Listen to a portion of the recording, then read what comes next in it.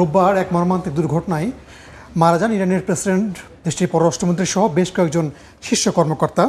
তারপর থেকে কিন্তু শুধুমাত্র ইরান না, বিশ্বজুড়ে একটা শোক চলছে। সেই শোকের যদি আজকের কর্মসূচি বলি ইরানের, সেটা বলার আগে আমাদের কাছে কয়েকটি তথ্য আছে, আমরা একটু দেখব, সেই বিষয়গুলো আমরা আলোচনা করব। যদি দেখা যায় যে রাইসির মৃত্যুতে নানা কর্মসূচির মধ্যে প্রথম জানাজাত তাবরিজে, যে পূর্ব আজারবাইজানে যে ঘটনাটা ঘটেছে সেখানেই কিন্তু মারা গেছেন রাইসি, এবং সেই শহরে তাবরিজে তার আজকে প্রথম জানাজা হওয়ার কথা রয়েছে এবং সেখানে সেই প্রক্রিয়া চলছে এখন বর্তমানে। এবং এরপরে কিন্তু তাকে নিয়ে যাওয়া হবে কোম শহরে, এবং কোম শহর থেকে তার মরদেহ বুধবার যাবে রাজধানী তেহরানে, এবং তেহরানে কিন্তু তার জানাজা হবে। সেখানে বিদেশি কূটনৈতিকদের সম্মানে শ্রদ্ধা জানানোর জন্য ব্যবস্থা একটা থাকবে আলাদা করে। তারপরে তার যে জন্মস্থান সেই মাশহাদে তাকে নিয়ে যাওয়া হবে এবং সেখানকার সব আনুষ্ঠানিকতা শেষে তাকে সেখানে দাফন করা হবে।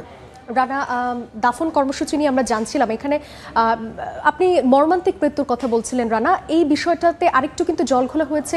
এটি একটি রহস্যজনক মৃত্যু, কারণ দেখেন আপনি যখন পূর্ব আজারবাইজান প্রদেশ থেকে যখন রাইসিকে বহনকারী হেলিকপ্টারটি আসলো, তার পাশে কিন্তু আরও দুটি হেলিকপ্টার ছিল, কিন্তু সেগুলো কিন্তু নিরাপদেই অবতরণ করেছে।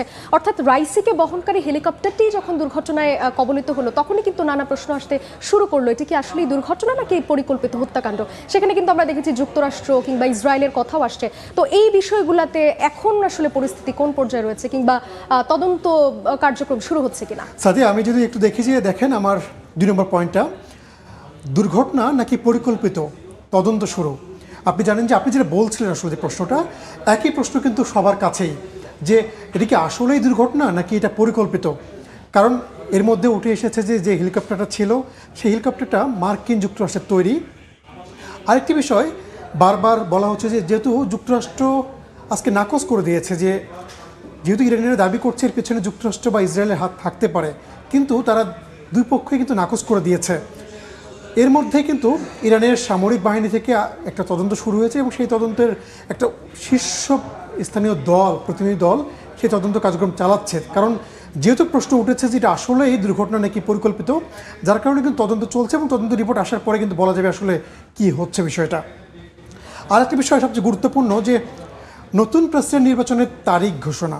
আপনি জানেন যে ইরানের সংবিধান অনুযায়ী প্রেসিডেন্ট পদ শূন্য হওয়ার 50 দিনের মধ্যে নতুন প্রেসিডেন্ট নির্বাচন হতে হবে দেশটিতে, যার কারণেই কিন্তু দেশটিতে প্রেসিডেন্ট নির্বাচনের তারিখ ঘোষণা হয়েছে। আপনি জানেন যে 28 জুন এই প্রেসিডেন্ট নির্বাচন হবে এবং ভারপ্রাপ্ত যে প্রেসিডেন্ট বর্তমানে দায়িত্বে আছেন তিনিই কিন্তু এই ঘোষণাটা দিয়েছেন।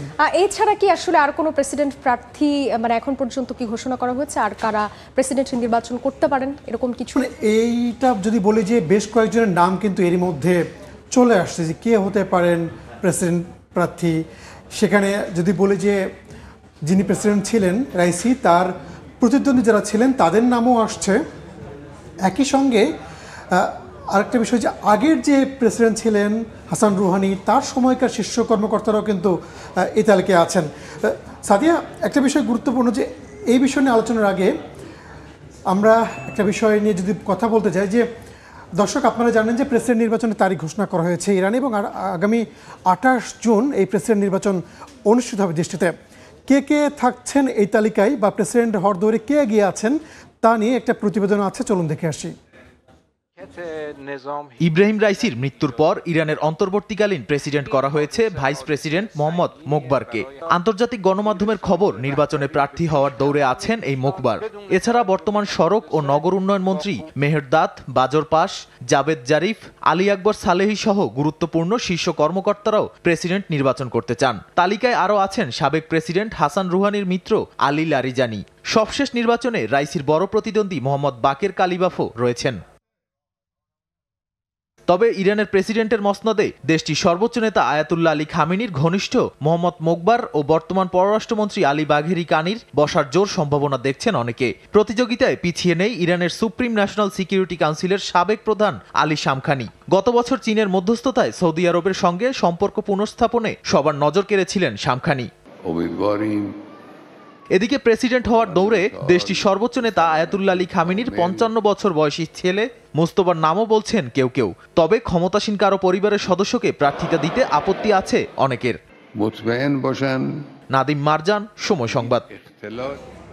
সাদিয়া। রানা, আমরা দেখলাম আসলে নির্বাচনের এই যে প্রেসিডেন্ট প্রার্থী বলেন বা যাই বলেন, সেখানে আসলে দৌড়ে কারা কারা এগিয়ে আছেন মোটামুটি তাদেরকে নিয়ে একটা প্রতিবেদন তৈরি হয়েছে।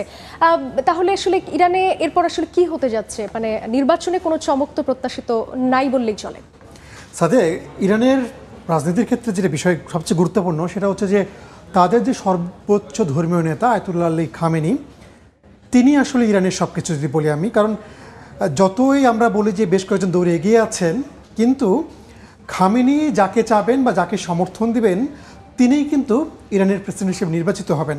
এখন সবচেয়ে যে বিষয়টা গুরুত্বপূর্ণ সেটা হচ্ছে দেখার বিষয় যে খামেনি আসলে কাকে, তার যে পরবর্তী প্রেসিডেন্ট ইরানের, কাকে মনোনীত করবেন। এবং খামেনি যাকে মনোনীত করবেন, আপনি ধরে রাখেন যে ইরানের যে পররাষ্ট্র নীতি সেটা কিন্তু জেনে শুনেই সেই ব্যক্তিকেই তিনি মনোনীত করবেন ইরানের পরবর্তী প্রেসিডেন্ট হিসেবে, এবং তিনি যাকে মনোনীত করবেন ইরানের নাগরিকরাও কিন্তু তাকেই ভোট দেবেন। এবং একটা বিষয় আমরা গত কয়েক বছর ধরে দেখে আসছি, বা সেই ইরানের যে ইসলামী বিপ্লব 1979 সাল, তারপর থেকে আমরা দেখে আসছি যে তাদের যে পররাষ্ট্রনীতি সেটা একই ধারায় এগিয়ে চলছে। মানে ক্ষমতায় যিনি আসুক না কেন ইরানের পররাষ্ট্রনীতিতে কোনো পরিবর্তন হয়নি। এবং আন্তর্জাতিক বিশ্লেষকরা বলছেন যে রাইসির মৃত্যুতে একটা শূন্যতা তৈরি হবে স্বাভাবিক, কারণ রাইসিকে একদম যদি বলি যে একদম ছোটোবেলা থেকে মানুষ করেছেন এই খামেনি, সেই জায়গাতে খামেনি পরবর্তী প্রেসিডেন্ট হিসেবে কাকে মনোনীত করবেন সেটা আসলে গুরুত্বপূর্ণ এই মুহূর্তে।